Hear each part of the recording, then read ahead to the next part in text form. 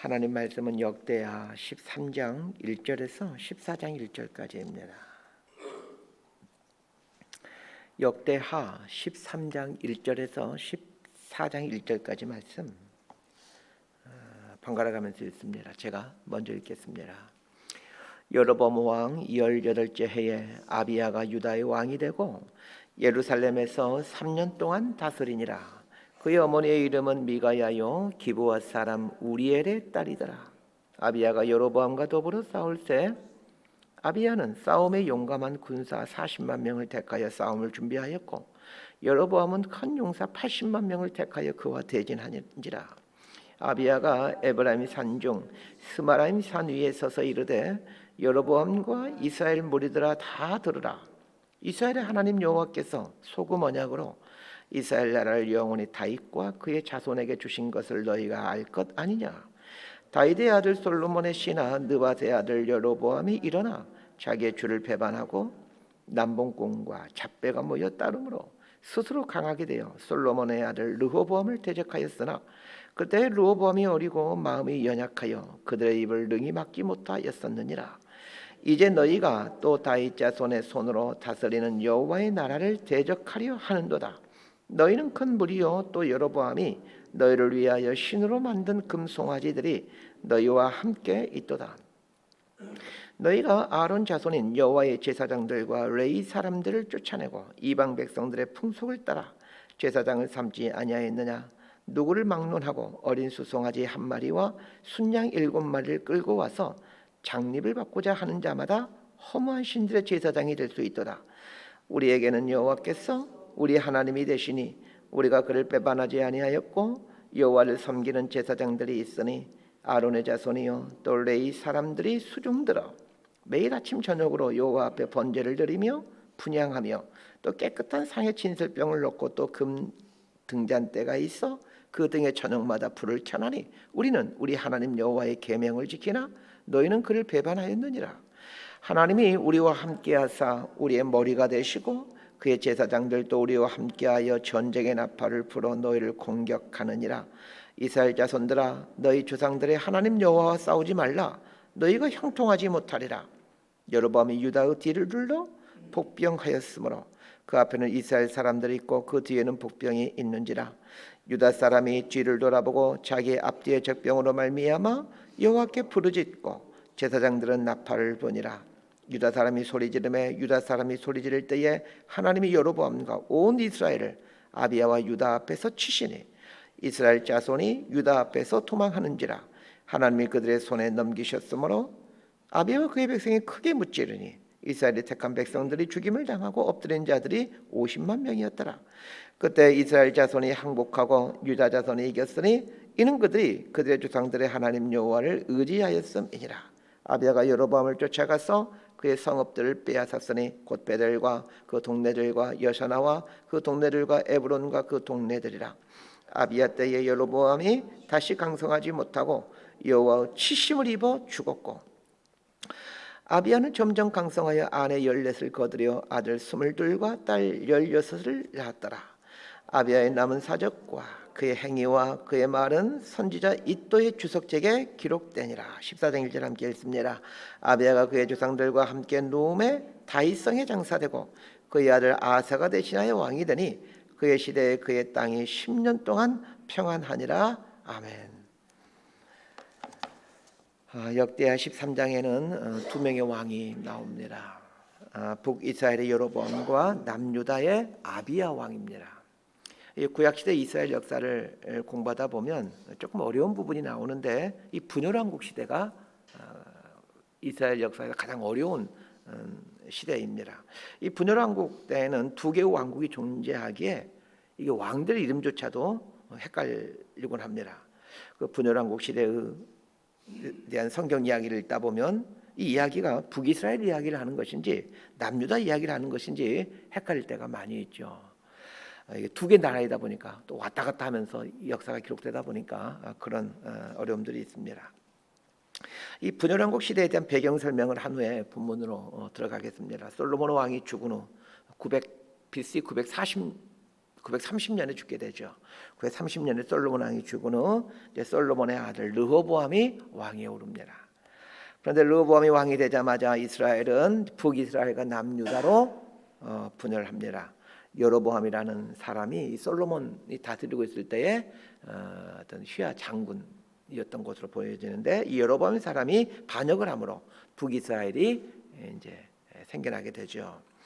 르호보암이 통치하는 남유다는 유다 지파와 베냐민 지파만 남게 되고, 북이스라엘은 나머지 10개 지파로 구성이 됩니다. 북이스라엘이 영토도 넓고 지파 수도 훨씬 많았기에 북이스라엘이 남유다보다 국력이 강했습니다.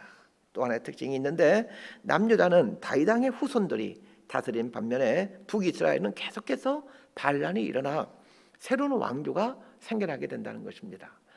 한 190년, 200년이 채 되지 않는데 그 기간 동안에 6개 왕조가 계속 바뀌게 되죠. 또 하나의 특징이 있는데, 북이스라엘은 200여 년 동안 지속되게 되는데 모두 19명이 왕이 통치합니다. 그 19명의 왕들 중 하나님을 바르게 섬기는 왕은 한 명도 없다라는 겁니다. 반면에 남유다는 20여 명의 왕이 통치하게 되는데, 대다수는 하나님 보시기에 좋지 못하였지만 몇 명의 왕은 하나님 보시기에 선한 왕이었다라는 것입니다. 자, 이 정도의 분열 왕국에 대해서 이 정도의 큰 얼개만 갖고 이제 분열 왕국 시대를 이해해도 상당히 많은 도움이 되는데, 이것조차도 암기하기가 어려우신 분들은 우리 남한과 북한 이렇게 이해하시면 될 것 같습니다. 북이스라엘은 북한과 비슷하고 남유다는 남한과 비슷하다, 이렇게 이해하면 그나마 성경을 이해하는 데 조금 도움이 될 것 같습니다. 오늘 본문은 북이스라엘은 여로보암이 다스리고 있을 때에, 그리고 남유다는 르호보암의 아들인 아비야가 다스리고 있을 때 있었던 일입니다. 남유다의 아비야가 다스리고 있을 때에 남유다와 북이스라엘 간에 큰 전쟁이 일어납니다. 이 얼마나 큰 전쟁이었냐면, 남유다는 40만 명이 출정하였고 북이스라엘은 80만 명이 출정하였는데, 80만 명의 북이스라엘 군대 중 50만 명이 죽임을 당합니다.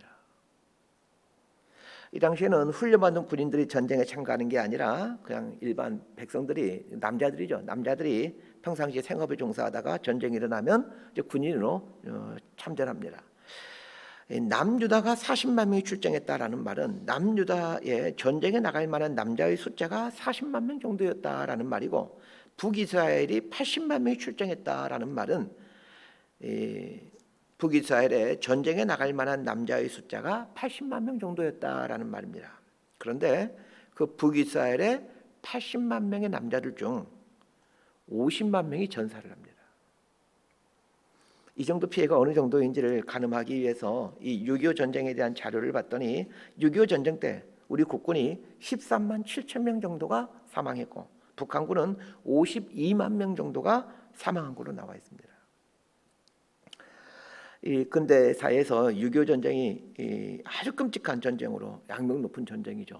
이 세계 역사에서 6.25 전쟁만큼 굉장히 치열하고 또 많은 인원이 죽은, 세계대전 말고 나라와 나라가 전쟁하게 될 때 이렇게 끔찍한 피해를 겪은 전쟁이 유례가 없는데, 지금으로부터 3천년 전에 6.25 전쟁에 육박하는 그 많은 군인들이 죽었다라면 그 전쟁이 얼마나 참혹했는지 상상이 되실 것입니다. 지금 남유다의 남자들 대부분이 숫자가 한 40만 명이고 북이스라엘의 남자들 대부분 숫자가 80만 명 정도인데, 그 남자들 대부분의 남자들이 80만 명 중에 50만 명이 죽었다는 것은, 지금 우리나라 따지게 된다면 우리나라 남자가 한 2천 몇백만 될 텐데 한 1,000만 명이 죽었다, 이렇게 비교해 볼 수 있을 것 같습니다. 분열왕국 시대는 이스라엘의 인구가 고작 몇백만 명에 지나지 않은 때였습니다. 북이스라엘의 남자는 절반 이상이 죽임을 당했다는 것은 이 전쟁이 얼마나 끔찍한 전쟁이었는가를 말해줍니다. 자, 1절에서 3절까지 말씀 함께 보도록 합니다. 시작.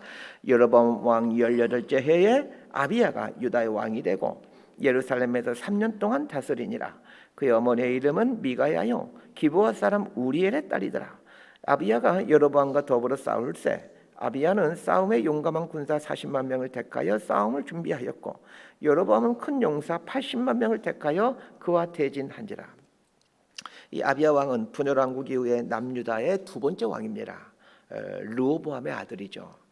역대기 기자는 아비야 왕에 대한 역사를 기록하면서 전쟁을 한 이야기만 기록하고 있습니다. 사실 아비야 왕은 왕으로서 통치한 기간은 3년에 불과합니다. 북이스라엘과 전쟁에서 대승을 거둔 왕이고, 오늘 본문에 나오는 아비야 왕의 연설을 보면 상당히 아주 신앙적이고 훌륭한 왕인 것처럼 보입니다. 그러나 이 열왕기상을 보면 아비야 왕에 대해 전혀 상반된 기록을 해주고 있다는 것을 보게 됩니다. 열왕기상 15장 3절을 읽어드립니다. 아비암이 그의 아버지가 이미 행한 모든 죄를 행하고 그의 마음이 그의 조상 다윗의 마음과 같이 아니하여 그의 하나님 여호와 앞에 온전하지 못하였으나. 자, 열왕기상 15장 3절에 나오는 이는 15장 3절에서는 아비암이라고 나오는데, 이 아비암이 아비야 왕입니다. 이 열왕기서에서는 이 아비야 왕에 대해 아주 부정적인 평가를 하고 있는 반면에 역대기에서는 또 상당히 좀 긍정적인 내용이 나옵니다. 오늘 본문인 4절부터 12절까지가 아비야가 전쟁 때에서 행한 연설인데, 이 연설을 보면 아비야가 아주 신앙적인 사람으로 보여진다는 겁니다. 자, 우리는 역대기를 다루고 있으니까 역대기 관점에서 이 아비야라는 사람을 보려고 합니다. 2절과 3절을 보면 아비야가 북이스라엘의 여로보암과 싸우기에 군대를 소집하는 내용이 나옵니다. 먼저 살펴봐야 될 것은 아비야가 북이스라엘과 전쟁을 하는 것이 과연 하나님이 기뻐하는 뜻인가 하는 것입니다. 아비야가 연설하는 내용을 보게 되면 북이스라엘의 여로보암이 반역해서 나라를 분열시킨 것은 그 불법이기 때문에 이 전쟁을 하게 되었다, 이런 취지의 연설을 하게 됩니다. 그러나 이스라엘이 분열하게 된 것은 솔로몬의 타락이 직접적인 원인이죠. 하나님이 판단하시는 원인이 솔로몬의 타락입니다. 솔로몬이 집권 후반기에 마음이 높아졌습니다. 이방 여인들을 아내로 취하고 우상들을 섬깁니다. 하나님께서 이 모습을 보시면서 마음 아파하시면서 솔로몬 사후에 나라가 분열된다라는 말씀을 해주시죠. 그러고 보면 이스라엘이 분열된 어떤 직접적인 원인, 근본적인 원인은 솔로몬의 타락 때문이지 결코 여로보암의 잘못이라고 할 수는 없습니다. 그런데 오늘 본문에 보면 아비야가 이 여로보암이 불법적으로 반역을 해서 이스라엘을 두 개로 분열시켰다라면서 그 책임을 여로보암에 두고 있다라는 것입니다. 아비야의 말이 뭐 일리가 없는 건 아니겠지만, 그러나 이스라엘이 분열된 데에는 성경적인 판단을 보게 되면 솔로몬의 책임이 큽니다. 이스라엘의 분열 원인이 솔로몬의 타락 때문이었다는 것을 인정한다라면 아비야는 전쟁을 일으키면 안 되었습니다. 그러나 아비야는 이 분열의 책임을 여로보암과 북이스라엘에 두면서 북이스라엘과 전쟁을 치릅니다. 3절을 보면 아비야가 군대를 일으키는데 그 군대가 40만 명이었다고 말하고 있습니다. 이건 남유다의 대부분의 남자들을 참전시켰다는 말입니다. 즉 아비야가 사생결단을 하고 전쟁을 준비한 겁니다. 그러나 위에서도 말씀드렸듯이 이스라엘의 분열 원인이 솔로몬의 타락 때문이었음을 인정했다라면 이런 무모한 일은 저지르지 않았을 것입니다. 오히려 자신의 할아버지인 솔로몬의 타락을 회개하면서 하나님의 용서와 자비를 구하는 게 타당합니다. 그리고 국군이 걸린 전쟁을 결정하는데 또 하나님의 뜻을 구하지를 않습니다. 정말로 아비야가 하나님의 사람이었다면 이 국군이 걸린 전쟁을 놓고 하나님의 뜻을 물었을 것입니다. 그러나 아비야는 그렇게 하지 않았습니다. 그러기에 수십만의 사람들이 죽는 이 민족 상잔의 비극을 겪게 되는 것이죠. 우리는 이 아비야의 실수를 통해 반면교사를 해야 합니다. 하나님께서 아비야에게 원하시는 것은 회개와 통회였는데 아비야는 분열의 책임을 여로보암에게 돌리면서 전쟁을 선택했다는 것입니다. 이것은 자신은 의롭고 여로보암은 악하다는 생각에서 나온 것으로, 그렇기 때문에 자신이 여로보암을 심판해도 된다라는 아주 교만한 행동이었습니다. 하나님께서 우리에게 원하시는 것은 회개하고 자복하는 것이지 심판하는 것이 아닙니다. 아비야의 이러한 실수는 전쟁의 목적이었던 이스라엘을 통일시키기는커녕 수십만 명의 사람들만 죽게 만드는 비극을 낳게 됩니다. 오늘 본문을 통해 얻어야 될 교훈은 하나님께서 우리에게 원하시는 것은 우리가 심판자가 되는 것이 아니라 회개자가 되는 것이고 통일자가 되는 것임을 알아야 합니다. 자, 아비야가 다윗의 길로 가지 않고 악한 길을 간 사람임에도 하나님께서 아비야에게 오늘 본문에 보면 아주 이제 큰 승리를 주십니다. 하나님께서 아비야에게 승리를 준 이유를 찾아봐야 되는데 두 가지 정도를 찾을 수가 있습니다. 첫 번째가 이 아비야의 연설입니다. 아비야의 연설을 보면 아비야가 나름대로 하나님 앞에 바르게 살려고 애를 썼다는 것은 인정하게 됩니다. 이 아비야가 북이스라엘 군대와 대치 상태에서 그 여로보암과 북이스라엘 군에게 큰 소리로 이제 일장 연설을 하게 됩니다. 그 연설의 내용을 보면 상당히 신앙적입니다. 아비야의 연설의 핵심은 다음과 같습니다. 첫 번째로 하나님께서 이스라엘을 다윗과 그 후손에게 통치할 수 있도록 했는데 여로보암이 반역을 해서 이스라엘이 분열되었다는 것입니다. 두 번째는 북이스라엘은 하나님을 떠나 금송아지를 섬김으로 하나님을 배반했다는 것입니다. 세 번째는 그렇기 때문에 우리 남유다는 북이스라엘과 전쟁을 한다는 것입니다. 이를테면 하나님을 대신해서 하나님의 뜻을 저버린 북이스라엘을 심판하겠다는 뜻입니다. 자, 이 세 가지가 아비야 연설의 핵심입니다. 아비야 연설 보면 이 하나님을 향한 열정이 느껴지기도 합니다. 아마도 하나님께서 이 하나님을 향한 아비야의 이러한 열정과 마음을 보신 것 같습니다. 아비야가 승리한 또 하나의 결정적인 이유가 있습니다. 이것은 역대기는 나오질 않고 열왕기서에 보게 되면 등장하고 있습니다. 아까 제가 위에서 읽어드린 열왕기상 15장 3절과 4절을 다시 읽어드립니다. 아비암이 그의 아버지가 이미 행한 모든 죄를 행하고 그의 마음이 그의 조상 다윗의 마음과 같지 아니하여 그의 하나님 여호와 앞에 온전하지 못하였으나, 그 다음이 중요합니다. 그의 하나님 여호와께서 다윗을 위하여 예루살렘에서 그에게 등불을 주시되 그의 아들을 세워 뒤를 잇게 하사 예루살렘을 견고하게 하셨으니. 이 열왕기에 보면 아비야가 악한 죄를 지었음에도 하나님께서 다윗 때문에 그에게 은혜를 주셨다 이렇게 나와 있습니다.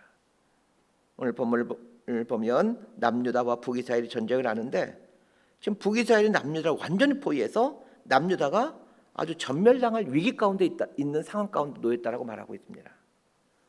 지금 남유다가 전멸당할 위기 가운데 상황 가운데 있었는데 하나님께서 아주 극적으로 개입하셔서 남유다가 대승을 거두게 합니다. 우리 13절에서 17절까지 말씀 함께 보도록 하겠습니다. 시작. 여로보암이 유다의 뒤를 불러 복병하였으므로 그 앞에는 이스라엘 사람들이 있고 그 뒤에는 복병이 있는지라. 유다 사람이 뒤를 돌아보고 자기의 앞뒤에 적병으로 말미암아 여호와께 부르짖고 제사장들은 나팔을 부니라. 유다 사람이 소리 지르매 유다 사람이 소리 지를 때에 하나님이 여로보암과 온 이스라엘을 아비야와 유다 앞에서 치시니 이스라엘 자손이 유다 앞에서 도망하는지라. 하나님이 그들의 손에 넘기셨으므로 아비야와 그의 백성이 크게 무찌르니 이스라엘의 택한 병사들이 죽임을 당하고 엎드려진 자들이 50만 명이었더라. 이 남유다의 40만의 군대와 북이스라엘의 80만 군대가 전쟁을 하는데 이 북이스라엘이 복병을 두어 남유다를 포위해 버렸습니다. 그야말로 남유다는 동안에 든 쥐가 되었죠. 그런데 이때 남유다 사람들이 하나님께 부르짖습니다. 그래서 하나님께서 북이스라엘 군대를 치십니다. 결국 남유다가 크게 이기게 되었고 북이스라엘은 50만 명이나 죽임을 당하여 후퇴하게 됩니다. 하나님의 극적인 개입하심으로 전쟁에서 이긴 남유다는 북이스라엘 땅인 베델을 비롯하여 그 북이스라엘의 여러 지역들을 차지합니다. 하나님께서 아비야에게 이런 은혜를 주신 것은 그의 증조 할아버지인 다윗 때문이라고 얘기하고 있습니다. 다윗 한 사람 때문에 하나님께 은혜를 입은 사람들이 많습니다. 이런 걸 보면서 나 한 사람으로 인해 내 자손들이 하나님의 은혜를 받을 수 있다는 사실을 기억해야 됩니다. 내가 다윗의 길로 걸어갈 때 하나님께서 나를 기억하시면서 나의 후손들에게 은혜를 베풀어 주신다는 겁니다. 나의 후손들뿐만이 아닙니다. 내가 하나님 앞에 바른 삶을 산다라면 나를 통해 많은 사람들이 은혜를 누리게 됩니다. 말씀 정리합니다. 오늘은 두 가지를 기억했으면 합니다. 첫 번째는 하나님의 뜻을 구하는 삶을 살아야 된다는 것입니다. 내 생각보다 더 중요한 것이 하나님의 생각입니다. 어떤 일을 계획하고 결정해야 될 때마다 하나님의 뜻이 무엇인지를 물으시길 바랍니다. 아무리 내 생각이 옳은 것 같고 내 주장이 정당한 것 같아도 하나님의 뜻이 아니면 하지 말아야 합니다.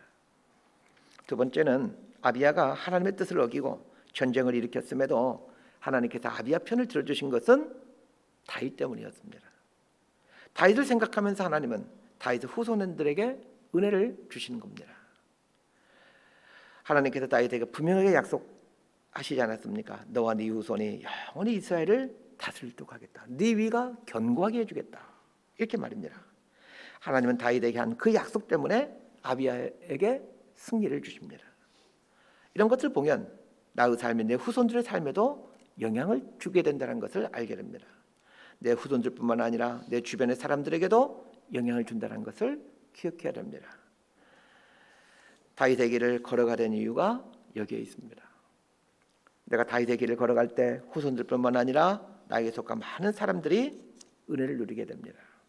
오늘 하루도 이 다윗의 길을 걷기 위해 힘써가는 저와 여러분의 삶이 되기를 진심으로 소망하고 축복합니다. 기도하겠습니다. 하나님 아버지, 무슨 일을 하든지 간에 하나님의 뜻을 구하는 그 겸손함을 갖기를 원합니다. 내 성질대로 내 감정대로 하지 않게 하시고 아버지의 뜻을 구하는 지혜를 주옵소서. 매 순간 아버지의 뜻을 구하며 살았던 다윗처럼 살아갈 수 있기를 원합니다. 그래야 다윗의 길을 갈 수 있기를 원합니다.